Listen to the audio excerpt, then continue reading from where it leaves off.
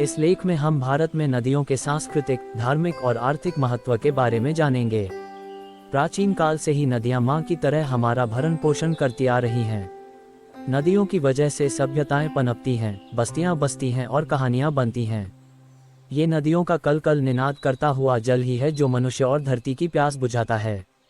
इसके अलावा हम जब भी समस्याओं में उलझे होते हैं तो इन नदी रूपी माताओं के पास जाकर ही सुकून और शांति की तलाश करते हैं। नदियां सकारात्मकता में वृद्धि करती हैं। हमारे ऋषि मुनि नदियों के किनारे एकांत में बैठकर सालों तक तपस्या करते थे। आज भी हम कई उत्सव और त्योहार अपने विशाल हृदय में सबको समेटने वाली, सभी को अपनी धन संपदा का समान रूप से वितरण करने वाली जीवनदायिनी नदियों के साथ मनाते हैं।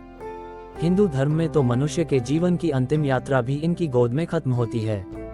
लेकिन क्या आपने कभी सोचा है कि स्वार्थ भाव से मानव जाति को अपना सर्वस्व न्योछावर कर देने वाली इन नदियों को बदले में हम प्लास्टिक, कचरा और गंदगी दे रहे हैं। शायद ईश्वर के इस अनमोल खजाने को सहेजने के लिए हम गंभीर इसलिए नहीं है क्योंकि हमें इसकी महत्ता का अंदाजा नहीं है।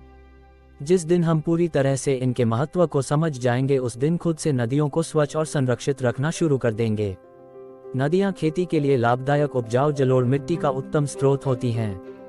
नदियां न केवल जल प्रदान करती है बल्कि घरेलू एवं औद्योगिक गंदे व अवशिष्ट पानी को अपने साथ बहकर ले भी जाती है।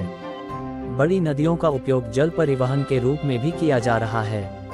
नदियों में मत्स्य पालन से मछली के रूप में खाद्य पदार्थ भी प्राप्त होते हैं। नदी के महत्व को समझने से पहले आपको ये समझना होगा कि नदी किसे कहा जाता है। भूवैज्ञानिकों ने नदी के संदर्भ में एक मानक परिभाषा तय की है।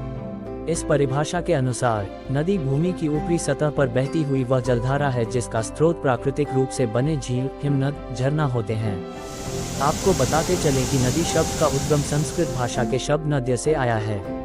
संस्कृत भाषा में नदी को एक और नाम से जाना जाता है, वह है सरिता, तरिणी आदि। नदी के बारे में और अच्छे से आपको बताने के लिए हम आपको लिए और अन्य पाठ लाएंगे। धन्यवाद।